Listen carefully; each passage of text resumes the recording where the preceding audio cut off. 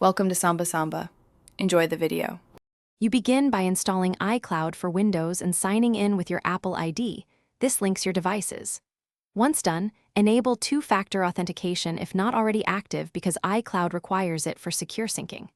Next, choose the services you want to sync: Photos, iCloud Drive, Mail, Contacts, Calendars, and Bookmarks, so Windows knows what to mirror. Make sure you have enough iCloud storage, otherwise syncing will fail. Proceed when the app confirms your sign-in and shows sync options. Now you configure the detail settings that control how files move between iCloud and Windows. Open iCloud for Windows and click Options beside each service.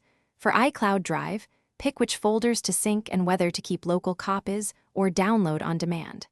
For Photos, choose Upload to iCloud or Download Originals so your catalog behaves predictably.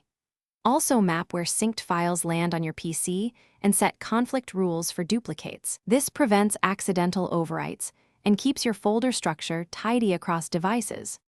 Finish by checking the sync status. Open iCloud for Windows and inspect the iCloud Drive folder in File Explorer to confirm files appear. If items don't sync, first restart your PC and the app, then sign out and sign back in to refresh permissions.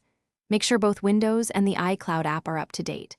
If storage is full, free space, or upgrade your plan. One key troubleshooting tip: if uploads stall, pause syncing, close other heavy network apps, then resume to clear stock transfers. Thanks for watching. Consider subscribing if we helped you.